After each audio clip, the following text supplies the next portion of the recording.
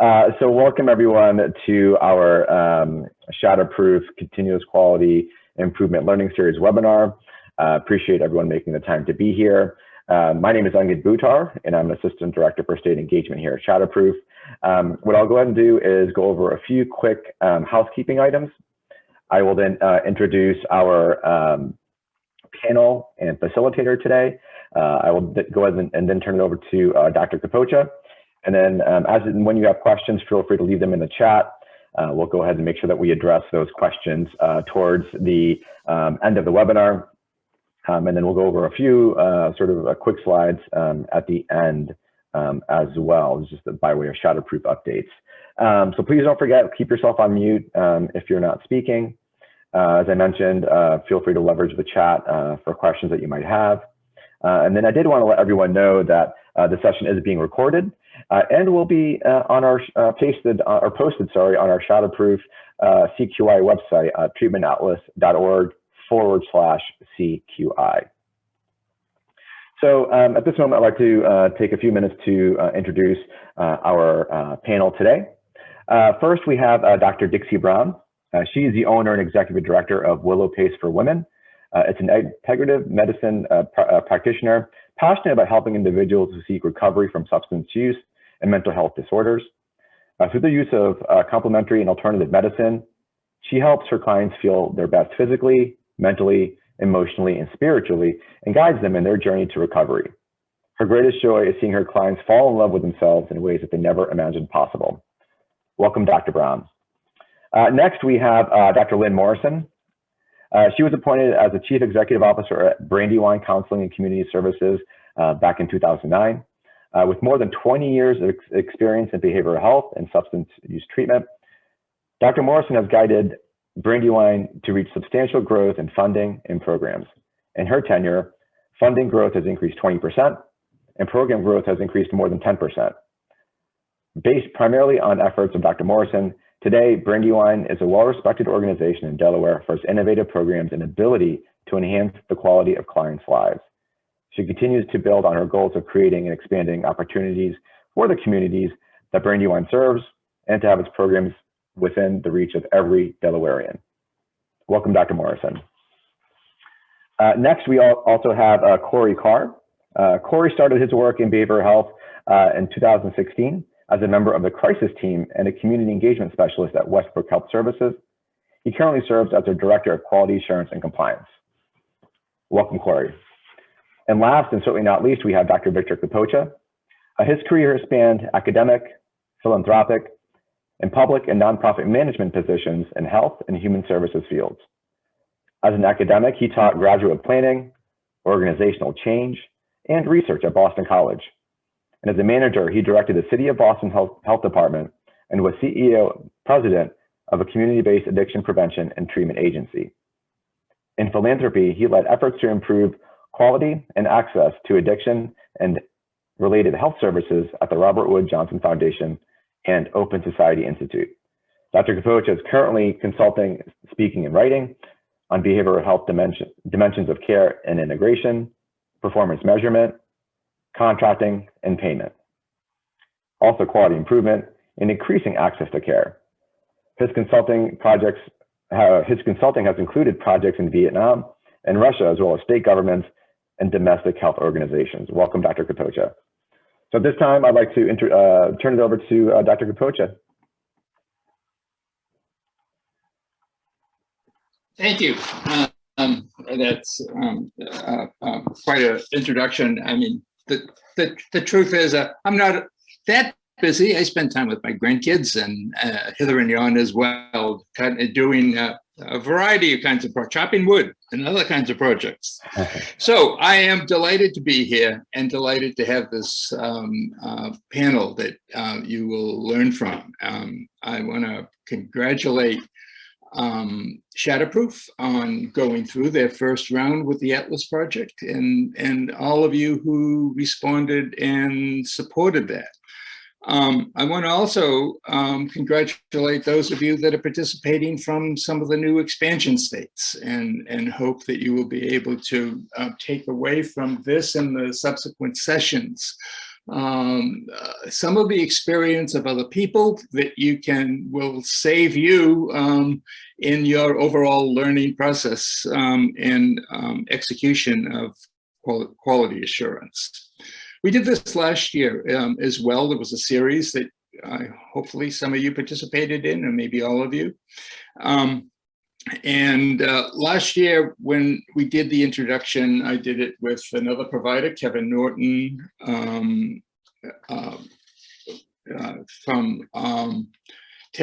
who's in Tennessee. It was a little bit more theoretical. Today, we want to be more grounded, more hands-on, and we have three providers to do that you've been introduced to. Can I have the first slide, not the title one, but the next one hang back? If we share screens. It's also good to see some familiar names among the participants today, and hopefully we'll have a chance to interact as we go along. Next one. Okay, so this is the outline for our presentation, and what I'd like to do is go over reasonably quickly the takeaway.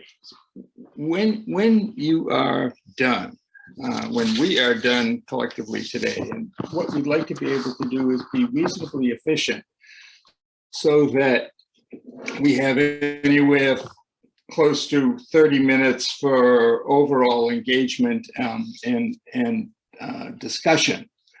When we are done, we would like to be able to know that there is some discussion of and understanding of the advantages and disadvantages of some different context for how you organize quality improvement within your organization, and that will vary according to whether your organization is multi-sites or single sites, whether or not your organization is single or dually focused in terms of types of interventions, or offering a broad multiple continuum of care involving a range of intensity of interventions. So that's the first takeaway. The second takeaway is that we walk away with a better understanding of the way in which to focus a quality improvement initiative. What's the target? Why those targets are important? How to select those targets? What to do with those targets? How to move from one to another. The third takeaway has to do with understanding the indicators or measures for those targets that you've selected. What are they sourced? Have they been validated? Have they been tested?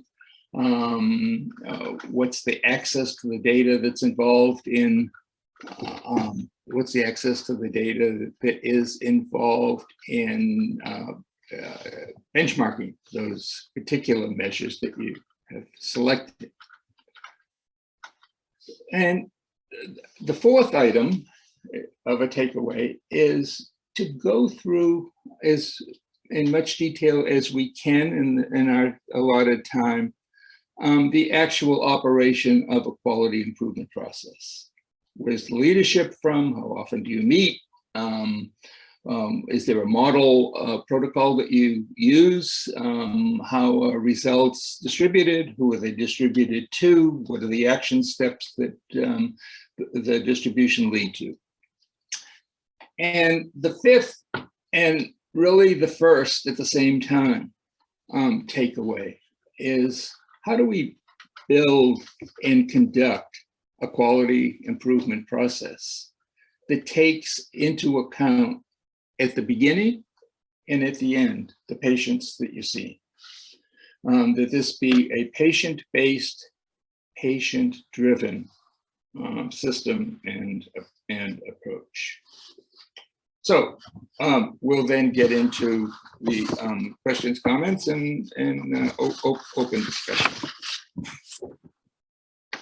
I think let's jump into our topic. So if we could go to the next slide.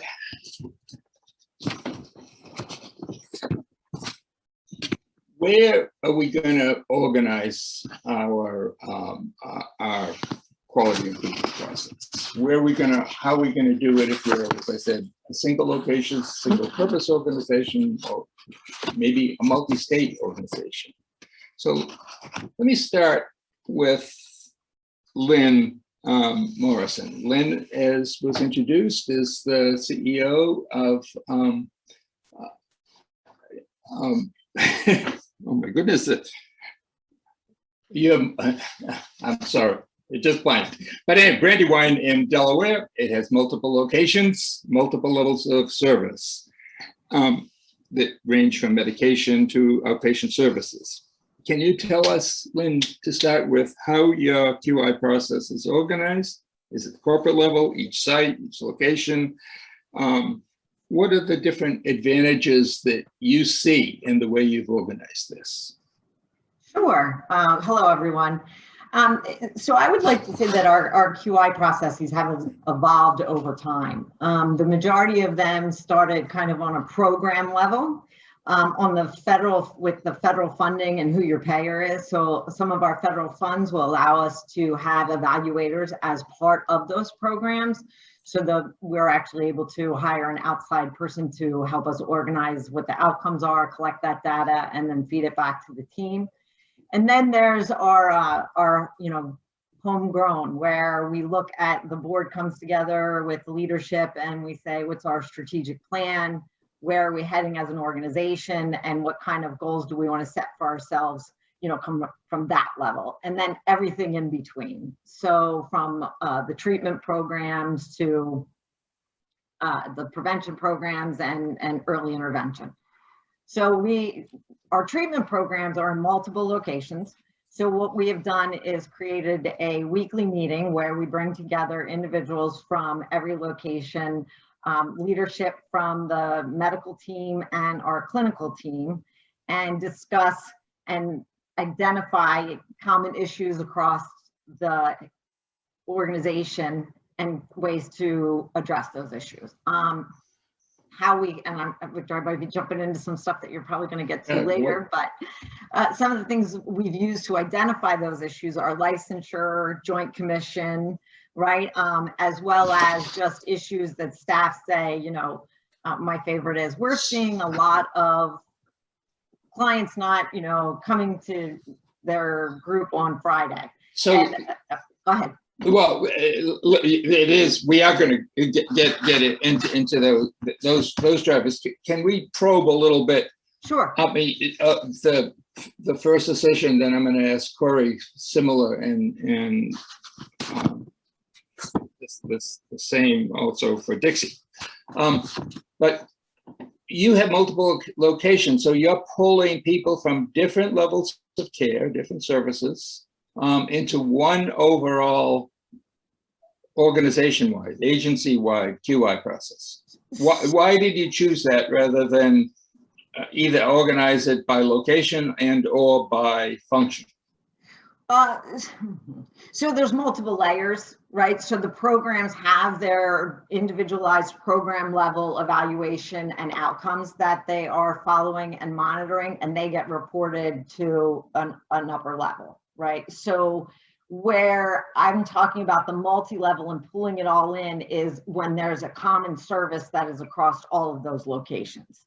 So in order to make sure that we have continuity of care between all of those organizations at those levels, bringing the folks together to make sure that there's continuity, that's why we decided to do it that way.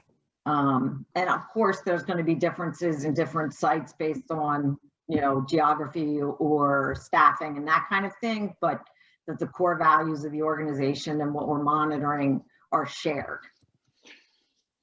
Cory, can you speak to this same question? Again, you have your Westbrook has multiple locations, more than one level of care and service. How do you have your QI process organized? Our quality improvement process, and we always say quality assurance. So if I say QA, Yeah. that'll be why. Yeah. But the way we have it structured is it's kind of parallel to the way that we're structured. We're structured in a very executive team and then division director level. And we have a division that is just SUD residential. And then we have medical services, which would handle our MAT and things like that. So under those two different divisions, we're able to use mostly my position to coordinate between the executive team and the division and program directors below that in order to assess what's going on in different areas. But we also contact with our crisis services division, which what I appreciate about that is we're able to direct and sort of organically adjust to where we see issues at or where we see opportunities for improvement at, based on a couple of different things. We get what we're hearing from the directors, the program directors and division directors, and their supervision with our chief operations officer, which her and I have regular conversations on a weekly basis about the different programs, but also by interfacing with our crisis services division and our peer division, our peer program. I kind of appreciate a little bit of that street gossip that comes from the clients, because street gossip from the clients goes a long way to let you know those little things that you might not find out otherwise.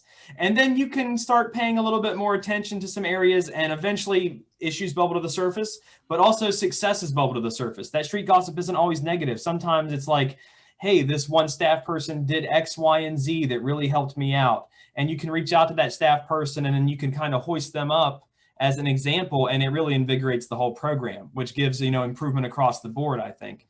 And especially since something that we talked last year theoretically about that we've been able to implement even during the dreaded COVID word, what we've been able to implement was that idea that we have a detox, a 7-day to 10-day detox center. We then have our 28-day rehab center.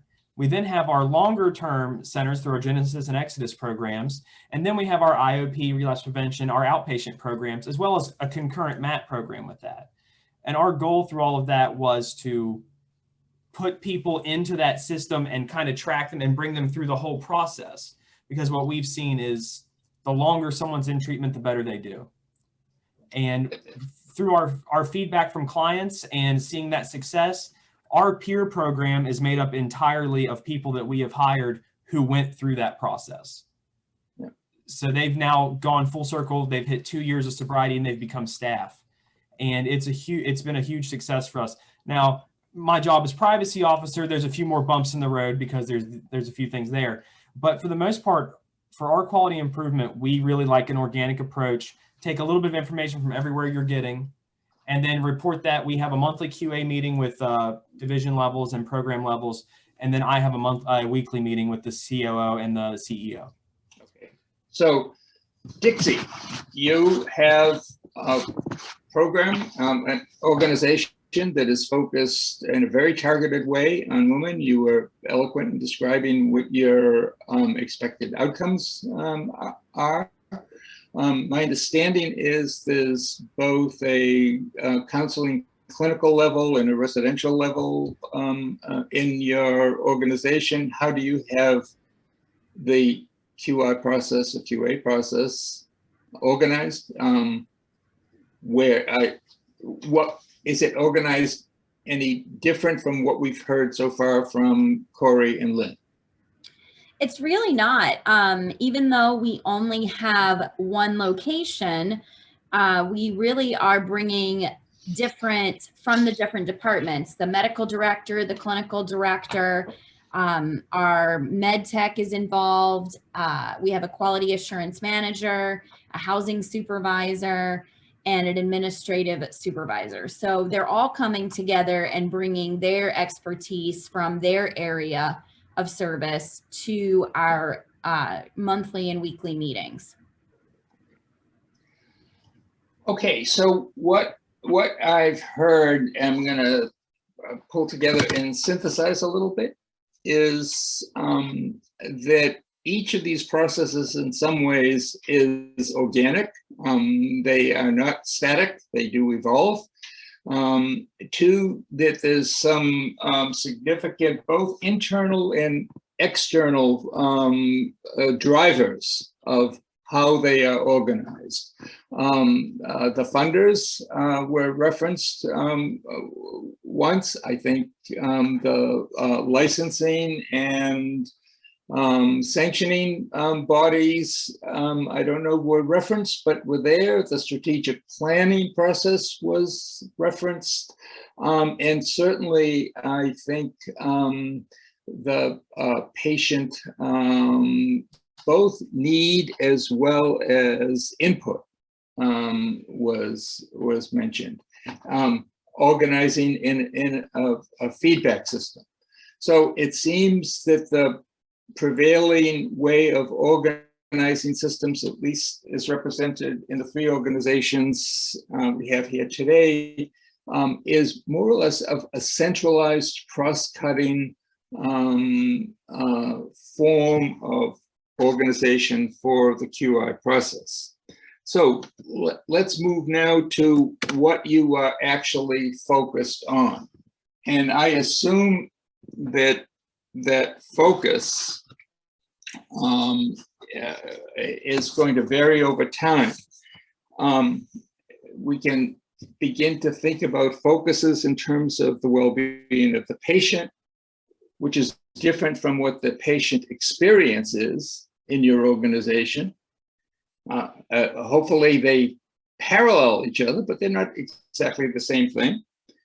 It can focus on efficiency and accuracy of a workflow and a workflow issue. You know, how do you get people into your system? How do you move them from one level of intervention to coordinate with another or another need? It could focus on what the staff experience is. It can focus on how you position your service relative to others, not only in your organization, but in your community. It might focus on adverse events, as well as risk management or other issues. So let me start this question back with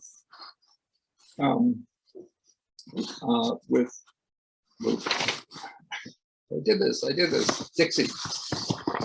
If you could tell us the focus currently of the QI process at Willow Place. Why did you choose that? How was it chosen? Is it externally, internally driven? There's a lot to that question because, because currently we're trying to have a really nice balance between client care, human resources, and environment of care. So we're really trying to balance all three of those areas and maintain quality in all of them. And what we found along the way is, Victor, you mentioned earlier, like talking about our opportunities for growth as well as our successes. And one of the ways that we found our focus was by dropping the focus of something else. We noticed that when we weren't paying as much attention to human resources and our staff, and we were paying attention to the quality of care for the client, the staff became overwhelmed. And then we found that if we were focusing too much on the staff, then we weren't focusing enough on the programmatic design and ensuring the quality of care of treating women with, you know, eating disorders and substance use. So it was finding a really nice method of looking at the different types of admissions we had, the discharges, the reasons that we had particular discharges, the incidents that we had along the way, chart auditing, measurement tools. We'll talk about that later. But initially we were internally driven, but then we decided Joint Commission accreditation. And so then there was an external drive. The payer is also an important piece of that puzzle because there's a particular number of hours of service. There's particular things that are evidence-based versus those that are not evidence-based. How do you integrate those two? I'm an integrative medicine practitioner. So a lot of the things that I do, acupuncture, yoga, meditation, mind, body skills type stuff isn't quote evidence-based for insurance companies. So how do we integrate that into our program and still provide evidence-based practice and also enough hours of service? So all of those together, it was a real challenge to really figure out how to do all of those pieces. So we had to have a lot of people involved. So each person on our quality improvement and quality assurance team is responsible for a particular part of this process. We bring that all together, and then we often spend hours on Tuesday afternoon going through this information, looking at employee surveys, client surveys, talking to clients specifically, talking to employees specifically, looking at environment of care. If the environment isn't nice, then there's going to be a distraction from service. So Dixie, can I ask, within that, because you've gone through a significant range, and so you've got more than a full plate, is what strikes me. Yeah. So we can come back to it, and we should, but it seems to me that identifying how you're tracking this in terms of data has got to be a real challenge for you, because it's so broad and there's so much data potentially involved. Yeah. Yes. We've got a lot. We actually use SurveyMonkey, and that's one of the ways that we collect a lot of our data from staff and clients alike. The clients, when they do their 30-day treatment plan reviews, they're also doing surveys, interim surveys. They're also doing interim measurement-based tools. So they're doing those things every 30 days. So we're getting a sense of, we've added a group, they're really liking it, they're really getting something from it, or maybe they're not. We're also doing the same thing with our staff too, to see how, like, for example, we noticed that they were concerned about the health benefits. So we saw that to be a constant struggle where we weren't providing enough. So we really looked at how can we provide more health care services for our staff. So each one of those things had its own data collection that someone was in charge of to bring the results to us. So Lynn, can I ask you the same question? What are you focused on now? What's the focus of what the QI work group is looking at this point in time? How did you get there? Why did you get there to that one? Yes, I hinted at a lot of it when I was speaking before. I think that we can all be overwhelmed by data, right? So we had to figure out what data do we have and what data do we want to focus on. And so again, some of that decision is made for us depending upon if we're looking at a program level or an organizational level. From the organizational perspective, a lot of this year has been a lot about processes and mapping workflows so that every member of the team is very clear about what their role is in the interaction with the client, so that it reduces any kind of confusion and enhances the client experience at the organization. So that's one of the things that, and we decided to focus on that because I kept hearing from staff surveys and such, the need for solidification of policies and procedures in a visual mapping kind of process where they had something they could pull on and use for training, all of those kinds of things to keep the continuity. Okay. Cory, would you add anything in terms of focus that's different at Westbrook at this point? At this point, we have a couple of different things going on. We had a lot of growth in 2020, kind of 2019, right before the pandemic hit. So we just opened new locations as we expanded. We had looked back. Our first problem was, and of course we're right here in the Mid Ohio Valley, ground central for the opioid epidemic. And what we wanted to see was, we realized the issue was people were dropping out of treatment during transition between programs. And so when I first came into this position, that was one of the things I was tasked with, how can we improve this? So I did a retroactive look, and I wanted to say, where are they falling out at? Where are we losing these people at? And we found out it was at that transition point. So then we started looking, and we let that kind of inform our growth in a way. So what's something we don't have? Well, we don't have residential beds for men. There's nowhere for men to go after 28-day treatment. It's hard to find. It's just, there's not a lot of that around. Yep. So we opened our Exodus program. Well, we're losing people in the 1 week gap between 7-day detox and 28-day program. So what can we do there? So we look for funding and payer sources. We start a peer program to kind of guide and engage those people between those treatment levels. We kind of did what we identify a problem, look for a possible cause of that problem, follow our good old scientific method with trying out a variable to see if that fixes the problem. And if that doesn't work, you toss it out and we try something else. But luckily, find a nice wood to knock on, we've generally identified a lot of those problems. And as a result, I mean, we look at surveys, we listen to client feedback, but I'll tell you, the main client feedback that I see that is a real item for me, lets me know what's going on. What's our no-show count this month? How many people are showing up to their appointments? Once you get them to the outpatient level, if you're keeping that low show count below a certain threshold, below a certain percentage, I think we managed to drop our no-show count for med services down from, it was roughly, I think we were at about 40% to where now we're below 20%. So I think, go ahead, I'm sorry. And that's just from, creating a program like the peer program where they're just making contact with somebody once a week, reminding them, hey, make sure you follow up on this. Do you need a ride here? West Virginia, everything, we measure stuff in time it takes to get there as opposed to miles. Yeah. So, when someone lives just outside of town, well, that's 35 minutes away and a bus isn't running that far.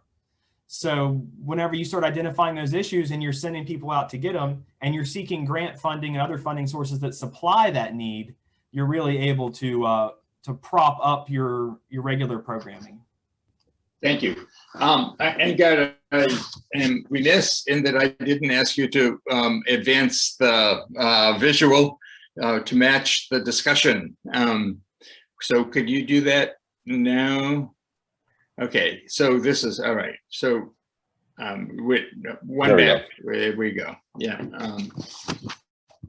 So I think what we've just heard, again, pulling it together, is that the focus is driven both internally and externally. There was references to payers, Joint Commission, accreditation processes. I'm sure the state licensing and Medicaid reviews may also have these kinds of focus and information. But what was interesting, and I think, but probably not surprising in the year of COVID, that has put a certain different kind of stress on organizations, was a couple of you, at least two of you, referenced staff-driven, efficiency type focal points to maintain staff engagement, staff effectiveness, and satisfaction. I think Cory's reference to indicators that are used then to dig deeper. The dropout rate, the retention rate, the gap between levels of care, that transition. If we think about the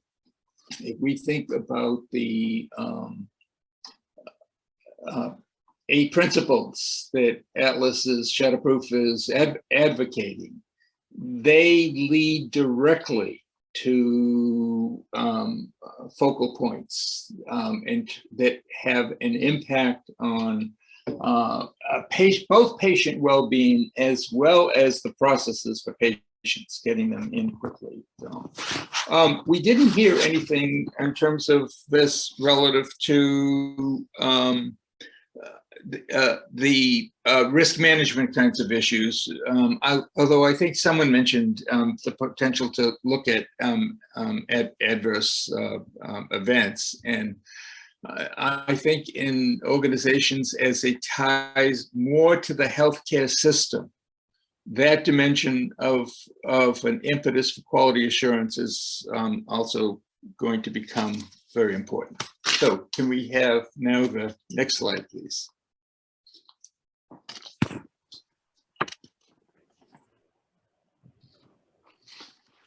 All right, this is going to go back and push us back into the data question and try and get more specific about what is it that we are actually tracking. How do you know when you're there? How do you know when you've made improvement? How do you know when the needle has moved on the area that you've focusing on, retention, or on a workflow that staff are finding to be cumbersome and inefficient? How do you know when there's a difference? Usually you know that because you have some sources of information that you use to track either the process or the outcome. So given that, Cory, can you tell us and talk to us a little bit about the particular indicators or measures that you track? You referenced the dropout rate, and that is obviously a number. Where did you get that information? What other measures do you use? Who selected them? What do the indicators, if anything, mean to patients? Okay, so one of the first ones we started with was the no-show rate, which is, just people not showing up for a scheduled outpatient appointment. So that was an issue that was not just specific to our side programming, it was more specific in our mental health and side programming. So it was an agency-wide issue, which is why it was tackled first. And then from there, we started to branch out and look at those areas where we were losing people, and we were comparing our referral rates to our intake rates for those programs. It was kind of like, okay, why is our 28-day rehab getting X number of referrals, but their census is only 60% of their bed capacity? Where are these people going before they're coming to us? And part of that too was identifying staff shortages that had to be corrected, because you can't run a full census on a bedded unit if you don't have enough staff to cover it. But from there, when we started working with Shatterproof, we looked at the 8 principles of care that Shatterproof put out. And one that always stood out to me was fast access. Now, we talked before how I started out on the crisis team here. And the crisis team, of course, takes walk-ins during the day. And something we would do is someone would come in and we would do a crisis consultation. And I would basically, get a full history on the client, get a complaint of problem, more or less an intake by a non-physician is what we would sit there and do, and spend almost an hour with the individual. And then when we were done, we'd say, okay, well, thank you for coming in. We're glad you're doing better. We've got you set up for your intake appointment on this day. So we would do an intake, and then we'd send them home with the plans for them to come in and do a billable intake. And then they would never show up for the intake because it was a week later or 3 days later. And then we also identified the fact that the same credentials required to do the intake were the credentials required to be a crisis worker. So we literally could have done an intake the day they walked in. So that's why we made the transition to, for fast access, we have same day access now. We sat down as a group, identified a bunch of people that had the credentials in the state of West Virginia to provide that service. And we just did big trainings, and we were like, listen, your intake overflow level 1, your intake overflow level 2, like we can handle up to 50 people coming through the door at once. And as long as everybody can find a corridor to hide in and a low enough volume of tone to talk, we can do 50 intakes at once. It was kind of like preparing these levels beyond to address this need. Because, you know, and if anybody here who's done an intake, you guys know, like some intakes, yeah, you knock it out in an hour. It's a basic things. It's a basic kind of thing. Other intakes, you sit down and, you know, what brings you in today? And you know, it starts with, well, I think it started when I was 3, and, you know, and 2.5 hours later, and an ASI and everything else you can figure out, you're staring at the wall thinking, oh my gosh, this person's never going to leave my office. So that was one of the things we identified. And then from that, we've really just kind of tried to keep our finger on the pulse. We've worked through we're doing the NOMS assessments right now, as well as implementation of our own resilience measure for an outcome measure. So through those implementations, we try to keep our finger on the pulse. Regular conversation between management and staff. What are you seeing? What are you hearing? What's this person not showing up? Especially in our MAT program. So. Okay. Dixie, the focal points that you talked about struck me as important within your context, qualitative kinds of focal points. Are you using quantitative measures to track them, to know when, in effect, the integrative care piece is making a difference in terms of retention or things like that? Yeah, so we're looking at a few different measures that that the clients are doing. The brief addiction monitoring tool, the eating attitudes test, the RIF, that's a psychological well-being test. So those are some very specific tests they're using. And we're really looking at the well-being overall of, is their substance use improving? Is their eating disorder improving? But one thing that I think that's the most important is when we do have clients leaving the program, whether, you know, against staff advice or medical advice, or they're graduating from the program, is that exit interview. And that is a qualitative piece. So gathering some subjective information, but then my quality assurance manager, she translates that into you know, graphs and charts to help us identify what area needs to be our focal point. So I like where we Cory was talking about the no-show rate. And that's something that's really important for us to pay attention to, is why are they not showing up? Why are they not coming to their sessions? Why do they not want to participate? And what does that look like? So translating that into, you know, an actionable step that we can take to make change. Lynn, for your program, are you following any quantitative data to know if the needle is moving on a particular focus? If so, what is it and where did it come from? Yes, in fact, my new motto with my staff is, don't tell me there's a problem, show me there's a problem. Because we have found that a lot of people have anecdotal stories about, oh, this is happening all the time, but then when we start collecting the data around it, we find out that it's not, you know, at the level of a process improvement type of scenario. So we're keeping track of, I think, a lot of things that sounds like Cory and Dixie are. We're doing the no-show rate. We're looking at urine drug screens by substance with the fentanyl and benzos, benzodiazepines, methamphetamines. They seem to be making a comeback. So we wanted to see if we were seeing that in our population and if we needed to tweak our programming at all to accommodate that. We're monitoring census, again, age and sex, and to make sure that we do have adequate gender specific and or topic specific groups for individuals. Yeah, we've got lots of data. At this point, it's making sure that we are not spread so thin looking at too many things. But as I think it was Dixie said earlier, you seem to improve things where your attention is. So sometimes we just keep collecting the data to make sure that we're not falling off. Like, what are our benchmarks? And if we fall below X, then we need to push it back up to the top of the list, kind of thing. All right.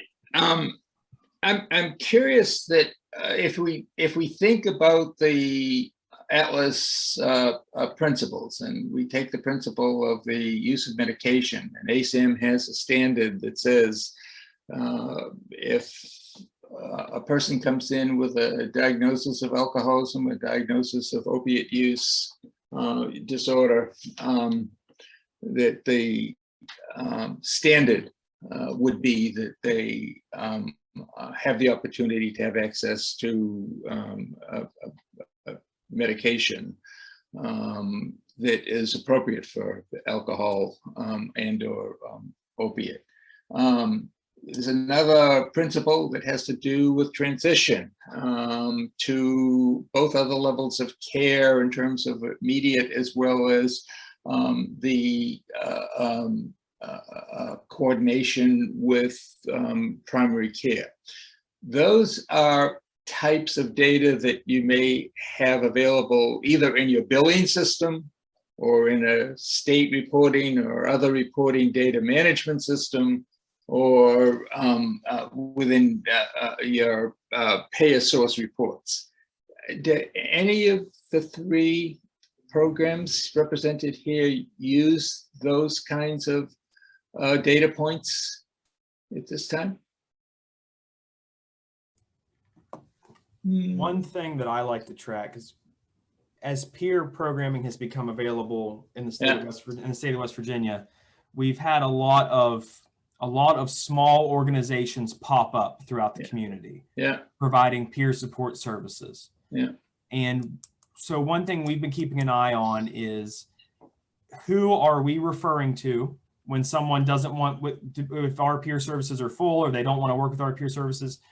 What people are we seeing they're ending up with these other organizations, and how quickly do they end up back in our CSU for detox or back at our 28-day rehab? How quickly is the recidivism on their use?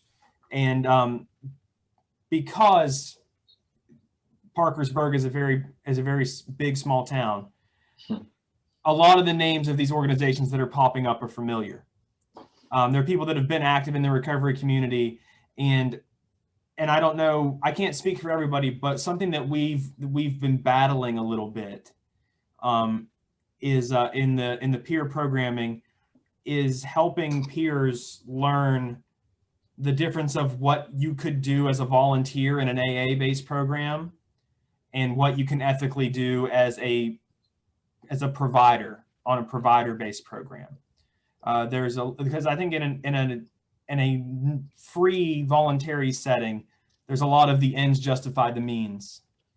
And in a provider setting, if the means violate ethics, you're not going to help anybody, because you're going to be sanctioned for that. That would be problematic. Yeah, and that's been a little bit of a tough place, but and that we're watching that closely. You know, who are the good actors in town that we can trust, that we can work with, that we want to develop an MOU with? That begins to get to a point which we can go into to the end of the next slide on benchmarking and how you benchmark your organization, if at all, and where you benchmark to in terms of different services.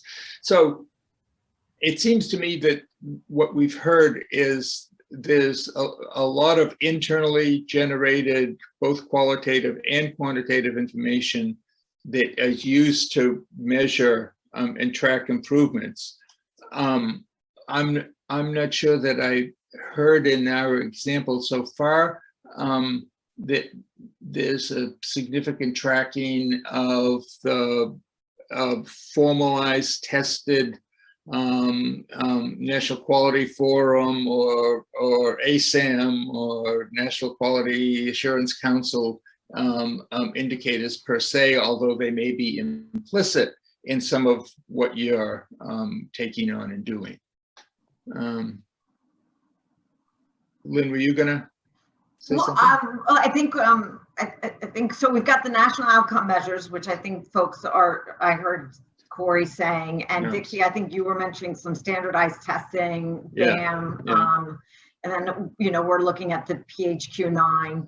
The other thing that we've just started trying to look at is a couple of the HEDIS measures. We've picked 3 of those, and we're trying to develop the reports that we will need in order to be able to adequately track those. Which ones are you looking at? We're looking at the screening for depression and follow-up. Yeah. And we will be using the PHQ, and we already use it, so we'll be using the follow-up PHQ-9s. Initiation and engagement in AOD treatment. Yeah. And then follow-up after hospitalization for substance use disorder. So we've tweaked Those are them great. to be specific to addiction. Yeah. That's terrific. Thank you for adding that. Can we go to the next slide, please? Yeah, Victor, I just wanted to point out a comment that was made in the chat. Valencia Donaghy mentioned that in their organization, they had the same process issue in terms of teams. She said that they created a team for each role, and they got together to create a playbook. And this playbook includes everything role specific related with links to resources, trainings, and step-by-step guides. So I did want to just recognize that comment from Valentina. That's super. That may be something that we want to think about taking a look at and possibly sharing if they're interested and willing to do that in terms of peer learning. So our next slide is going to focus on big list of things, and we don't have this assigned anywhere, but in order to really go through and operate your QI system, there has to be obviously support. And I think in these organizations, we have responsible CEOs and directors, champions in effect, as well as operational leaders. But I'd like to hear, who is the operational leader in your organizations? How do you compose the team? The focus we've talked about, the source of data we've talked about, but we can come back to. Are you following a particular protocol? Are you using the NIATEX approach, which I suspect many of you have had exposure to? I know there's lots of organizations across this country that have had the exposure. It sounds like there's some rapid cycle testing going on. I'd like to hear something about that. What the role of patients, and then the impact of results. Who are these results going to? What are you doing with them? And then the extent to which the benchmarking question, you're able to use any of the quality assurance information and results that you're doing to benchmark where your organization is relative to others in either your market or nationally. And I mean, ultimately, I think that's something that Atlas has had some interest in doing, but it's a evolving and unfolding process. So let me start with the operational leader. Are you all that operational leader in the three of your organizations? Lynn, you want to start? And then would you also address what does your QI team look like in terms of composition? Sure. So our total quality management program, I think, is much larger, right? We have a group that looks at environment of care. I have an HR group and a safety group. So the one that I take the lead in is more of the systems group across clinical care issues. And the people, again, in that team are individuals from the different locations, leadership from our medical department, our clinical department, our QA department. And we invite individuals throughout the organization to participate for certain, length of time, depending upon what the issue is. Right. Yeah. If it directly relates to their job, no one knows better than the people who are doing it. Right. So we make sure we include them. And that has a lot of the NIATEX, a lot of the NIATEX principles involved in it. Absolutely. So I would say I kind of am a champion in the sense of making sure that we're doing it throughout the organization, using data to form our decisions and see if we're making the improvement that we think we're trying to make. I think if my recollection is correct, Lynn was one of the very early NIATEX adopters. Yeah, Brandywine was in the first group. Yep. It was indeed.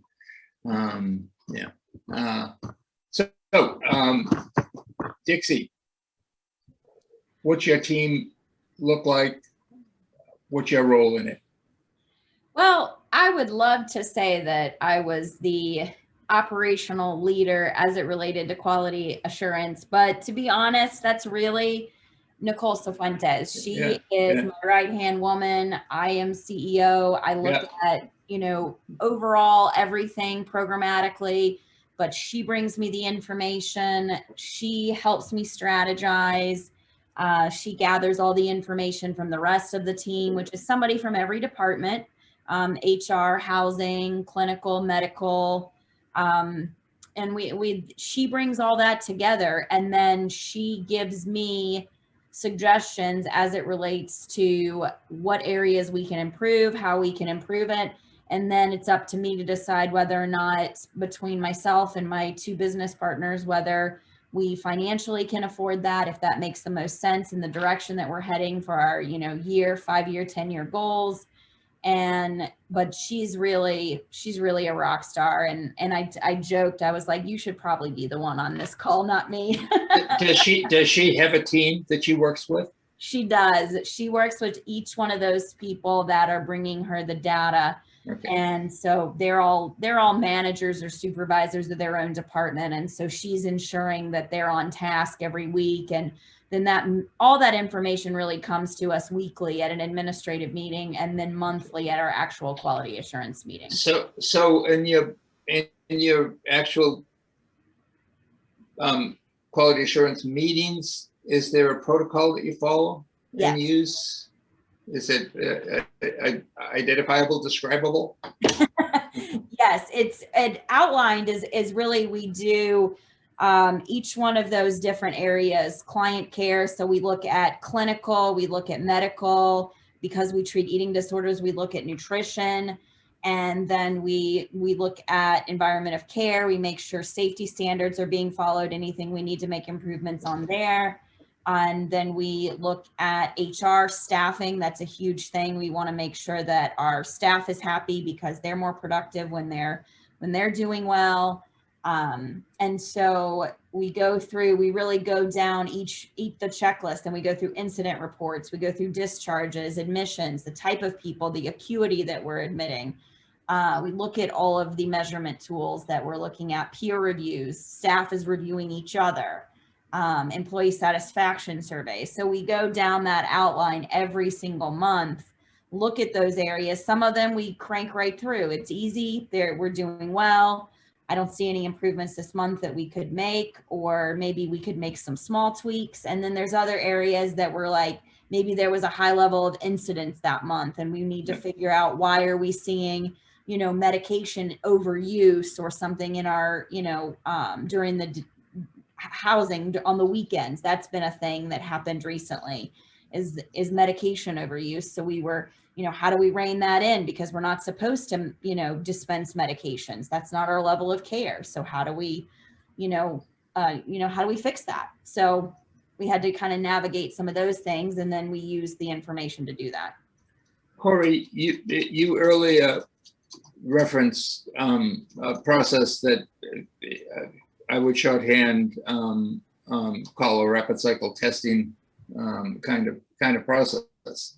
Can you tell us maybe through an example of a particular item that you used that process on, what you went through, how you measured it, what the change was, and whether or not you did it again and again? How many times did you do it? Yeah, I'm trying to think of a specific, as I've used that method a couple times of kind of like, you know, identify a variable, adjust the variable, test it for. What I like to do is, I'll use our 28-day program, Amity. We wanted to get our census up in Amity. It's a 15-bed unit. It was running at about 7 or 8, at about 50% capacity. Running at 7 or 8, but also maintaining a waiting list. Okay, well, why are we half empty and maintaining a waiting list? You know, this is an important question to figure out. So sorry, I in the program I ran, I don't know, 30 years ago now, yeah, we had the same issues. Oh, yeah. They're supposed to pay it better. Anyway, go ahead. I'm sorry. So okay, so we sat down as a group. We said, all right, what is the issue? Why are we at half capacity, and why do we have a waiting list? Yeah. And so we actually found out it wasn't a staffing issue. We had enough staff. We were fully staffed. It was a mixture of the clients would say they wanted to wait a couple days to get things in order before they came. And then we later found out there was also an issue of we had a case manager who didn't want to do more than 3 intakes a day because they felt that was just too much to keep up with. So our first thought was, all right, you're going to do more than 3 intakes a day. If we need to find a way to, they just had an intake a week ago at the CSU. Yes, it's a change in level of care, but use that as your guide. We can move forward on that. Obviously, you want to establish your ASAM criteria. But then we looked at the problem of I wanted to isolate it on the clients, because if the clients are saying they need to wait a couple of days, like, okay, well then what's going on that the clients feel like they need to wait a couple of days? And it would usually be something like a client had children and they needed to make sure their children were taken care of. That makes perfect sense. It would be something like a client had a pet and they needed to find somewhere for the pet to go for 28 days. So what we did is we started implementing while they were in that 7 to 10 day detox unit. The first thing we tried was, So the first thing we tried was to engage them in that 7 to 10 day detox unit with community engagement specialists. It's a grant funded program. Have them get in there, see if they can help the people make contact, stay in contact with the people during a waiting period so they don't drop off, right? Well, that didn't seem to work as well. It still seemed like it was that waiting period. We still were only getting about, maybe we went from 7 to 8 to 8 to 9, floating around that area. So then we started, okay, so what can we do now? So then we started looking at what's happening, because what's happening is they're getting out, and then about it's usually it was about a 7-day wait before they'd get in. We looked a little closer. Right around day 5 is where they stopped making contact with our community engagement specialists. They stopped calling into Amity to maintain their referral and things like that. So what's happening on day 5? Well, by the time they hit day 5, they're getting in contact with old friends again. Right. And then we're seeing them back in the CSU for detox in another couple of weeks after they dropped off the map. So what's going on there? So that's when we started to look at, okay, so we need to keep them engaged on a daily basis where it's not voluntarily up to them to contact, where we have more aggressive than maybe community engagement specialists. So then what we started doing was, all right, go ahead and we're going to have a case manager that's going to manage your case. That's going to handle your application to Amity. Maybe we can shorten that amount of time to get you in quicker. And in that same time, we started to utilize our peers, who the peers are of a lot more time, or a lot more happier to go to someone's house and, what's going on? How we doing? Hey, you coming down to, do you need a ride anywhere? Do you got everything you need? We started utilizing some grant funds to pay for. I've probably put more dogs up in hotels than I've stayed in. Okay, I'm gonna stop because I want to ask one more general question and then go. But what you just did, and just so let me abstract it a little bit for our collective benefit. What you just did is describe about either 3 or 4 cycles. I lost a little bit of track, but you went through 3 or 4 cycles to the point at which I stopped you from describing, and I assume it was eventually solved. Right. And every one of those cycles represented an intervention that was tried, and which then remeasured, concluded, adjusted, tried again in another form. So that cycle of trying, measuring, acting, and then changing till you get to that point is really at the heart of what we're talking about in terms of a process or a system of improvement. And obviously, the more specific the focus, the more specific the indicators that you use, then the easier it's going to be to track those kinds of changes. Final question before we go to the last slide. Does anyone benchmark with other organizations, any of the 3 of you? Yeah. Do you have any basis for that? My favorite benchmark is the Shatterproof website. I like seeing our percentages above the state average. I mean, to me, if our percentages are above the state average across the board, we're doing something right. I should jump in here to note that we did not pay Cory. There was no monetary compensation. We did not bribe him to say that. We're over here blushing. Great. Okay. Any other benchmarks that either Lynn or Dixie? Depending upon what we're looking at, we just research, we go online and try and find what the national average might be for something. And we definitely look for them because I'm again, to even define whether you have a problem or not, you have to know what you're comparing yourself to. Absolutely. I think it's really a critical kind of function and aspect of the overall process. And I understand this is evolving and so not everyone's going to have it in the same format and form. So can we have the next to last slide, please? Sure, Victor. And I just wanted to do a quick time check. So we're at almost a 2:15, and so just wanted to let you know where we are with timing. I think I'm going to just pose the question. Let's not go through because I think we've got a hint, and let's just open it up. But ultimately, the question is focusing on what's different in your organization because you've got a QI process. What processes are different, what patient qualities are different, what organizational culture. I heard earlier several references to the impact that this has had on culture of the organization. I know that oftentimes several people have referenced this been financial improvement. In fact, there's research that demonstrates financial improvement when you make system improvements. And maybe in the question and answers, we'll get to that last point of what is the advice you'd give to someone who is just starting out? But let's stop there. Let's see what questions folks have, what comments you'd like to make from the audience. Maybe, Engad, if we could take the slides down and show the so people can go back to the gallery views and see each other. That'd be great. I'm happy to do that. There were just a couple of quick things I just wanted to provide by way of update, just from a Shatterproof and Atlas perspective. So no, you're fine. You're fine. So thanks again for everything. Look forward to getting to the questions in a minute. Feel free to enter them in the chat as I go through a couple of just quick updates here. So first, as you may recall, treatmentatlas.org, Atlas itself launched back in July of 2020. So we are coming up on the 1 year since launch.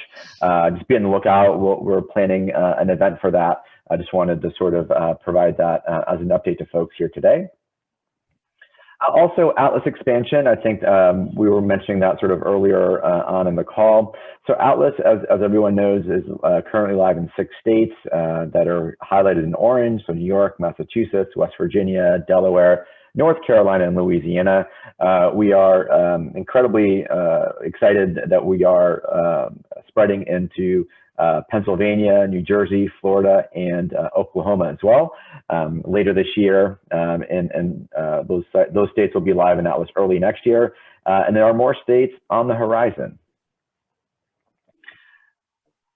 And so one thing that we wanted to also point out is since May 5th, the treatment facility survey is open for treatment providers.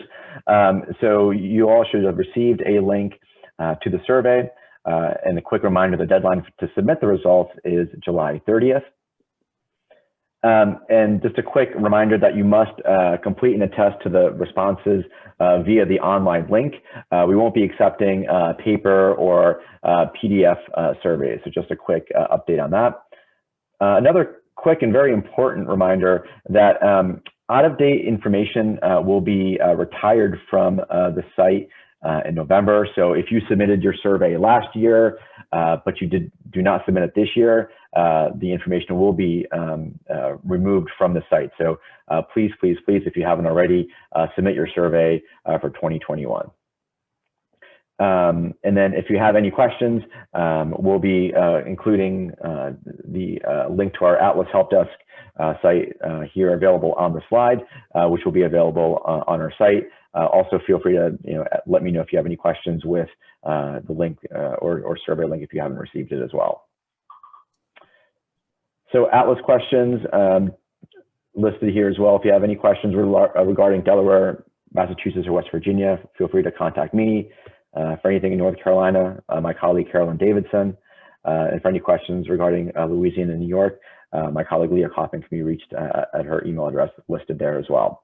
So again, thank you everyone, and we can open it up to questions. And again, a special thank you to Dr. Capoccia for facilitating today's session, and then especially to Lynn Morrison, Cory Carr, and Dixie Brown. Thank you for sharing the great work that you all are doing at your respective facilities. So I will stop sharing, and we can open it up to any questions. I haven't seen anything new come into the chat. Comments or other experiences around some of the issues that we talked about. I'm happy to, I know I had a few questions while people are thinking. And so something that really came, I don't know if that's against the rules, but something that came to mind to me, for me, is I would really love to know if there were any kind of surprises that you had when you were doing quality improvement. If there have been areas where you really thought that you had everything on lock, and then suddenly you took some data and you realized that it was very different than you expected, or the opposite. You know, Lynn, to your point, where people were saying that something was going wrong, but when you took data, it was actually not as serious as you had worried. Good question. Any surprises among this group? I don't, so my nurses were very concerned about clients. Oh, Cory, were you going to go? Lynn, by all means, you go ahead first. I'm sorry. No. Our nurses were concerned about, we have a medically assisted treatment program, Methadone. The federal guidelines require us to have a certain number of drug screens a year. And when our clients are unable to give that sample, the nurses are concerned that we were falling out of compliance. And, you know, and they were like, it's happening more and more. And I'm like, well, what does that mean? You know, how often is that actually happening? So the QA team, and to Dixie's point, I have a director of quality assurance, and I would be nowhere without him and his team. So when she said that, I was like, I can't believe I didn't give a shout out to my team, because they're amazing. But anyway, they gave me the data, they presented it to the team, and they said, in fact, it's about 3 to 5% of our population are not meeting that 8 samples a year. So they were probably experiencing the same individuals over and over, and not a larger organizational issue. So we were able to kind of refocus it and say, okay, how do you guys need help managing these individual patients, but we don't need an organizational wide implementation plan for this. Cory, you were gonna add one. I'm jealous of 8 a year. We have to have 2 a month. But for our map. But anyway, the thing that always shocks me, and that I would tell anybody who's about to start a quality improvement project to be ready for, is unexpected pushback to changing something that seems very mundane in a program. There will be this small thing that doesn't seem like it'd be an issue to change, but your program director will sink their teeth and their heels into that item, and they will not let it go. And you will have to convince them with a full dissertation on why this one item needs to be changed. And don't take it personal. It's all different personality types. And I'm sure I probably have that one thing hidden somewhere that I don't know about yet. But I would say that to someone working in quality. And don't push back mean, but, you know, CCing your CEO on the email talking about it isn't necessarily the worst thing to do, to be like, hey, this is why this needs to be changed. And I'm happy to work with you on everything that needs to be done to change this. And just so you know, I talked to them about it and they think it needs to be changed too. And what way should we change this? That's the one that always shocks me, because it's always, and now I've gotten to the point that I'm like, okay, so what minuscule unimportant thing that I think is minuscule and unimportant, what thing is it going to be that comes at this time that, oh, we can't change that? That has to stay on a paper form that we keep in a file cabinet outside the EHR for reasons X, Y, and Z. And, you know, something like that. But I always keep your eye open for that. Don't take it personal. There's just that thing people don't want to let go of.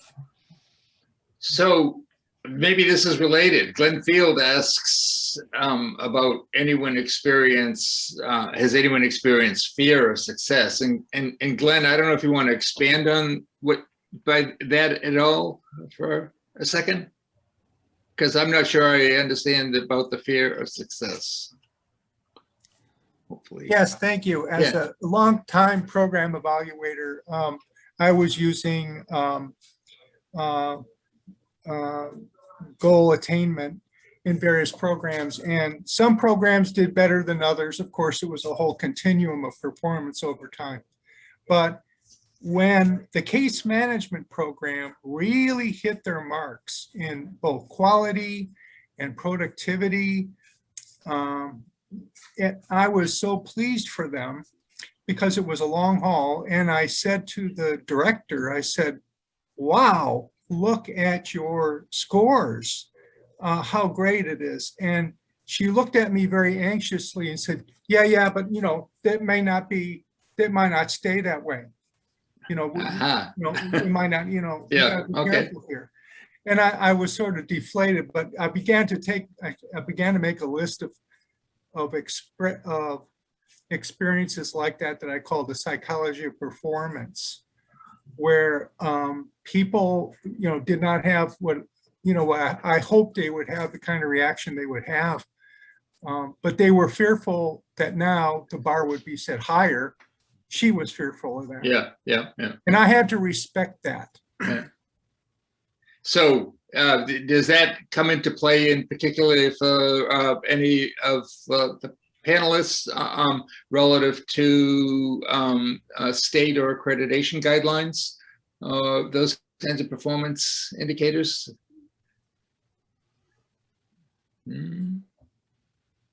Success isn't a bad thing to, but the bar hasn't changed particularly.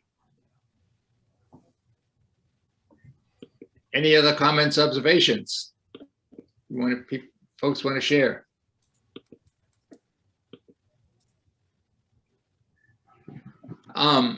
Any last pieces of advice to organizations from Lynn, Cory, and Dixie? Lynn, any last piece of, what would be your major piece of advice? Take one thing at a time if you haven't done it yet, you know, and do one process with it and see how it goes and tweak the process itself. And then that way, once you have the foundation and the framework, you can kind of exponentially push it out throughout your organization. Dave Gustafson taught you well. Cory, what would be the most important way of engaging patients in thinking about quality in your quality processes? Each patient's an individual. You got to meet them where they're at, identify what their needs are, and do the best you can to meet those needs directly. A lot of your patients will have been treated like a object to be passed from program to program throughout a large portion of their treatment. And the patient-centered model is really a relatively new model for substance use disorder. Yeah. And also and the other thing I would add on is be ready for stigma, especially with a MAT program. And it's going to come from places you wouldn't expect it to come from. But be open, show the numbers. My wife's an English major, so the proof in the pudding is in the eating, is the full saying I've been told by my wife. And the numbers show the MAT program works. It keeps people alive. Yeah, thank you. And Dixie, you are representing, in effect, a very targeted population very different, and you've worked hard to put together a program that represents a sub part of the overall population. That's an issue overall in terms of ethnic, racial disparities and differences, as well as gender-related differences, sexual orientation differences. What would your advice be about the impact that putting together a targeted program that focuses on a different approach for a specific population be in terms of the implications for quality assurance? That's a big question. Oh no, it's a 2-minute. Come on. I know, right? And that's a good question. Yes, it is very targeted. And one of the things that, you know, we started out is I think my advice is that, you know, I didn't know what I didn't know until I knew it. And that was the hardest thing for us, is that we had such a passion for helping. And I think we all get into this field because we want to help people, and not knowing how to create a quality assurance and a quality improvement plan was in one particular state where we started our program, there was no requirement for that. We moved to North Carolina and there was a specific requirement for that. So it really changed the direction of our program and gave us an opportunity to really target and be specific and intentional about how we were going to help these women who had eating disorders and trauma, because that was the goal. That was the vision that Allison Chambers and I had when we opened this program. So that gave us the opportunity to do that. And now we can do it well. That's great. Thank you. I just want to, again, thank Shatterproof, Anga, Carolyn, and all for organizing this, Lynn, Cory, and Dixie for sharing your experience. It's been terrific to work with you. Anga, I'll give this back to you, and you can bring it to appropriate conclusion. Thank you, Victor. And again, thank you to Dixie, Lynn, and Cory again for your time, and for the attendees for taking the time as well. That will end sort of the formal webinar here. Again, thank you all for taking the time to be with us here today. We appreciate it, and we look forward to seeing you next time.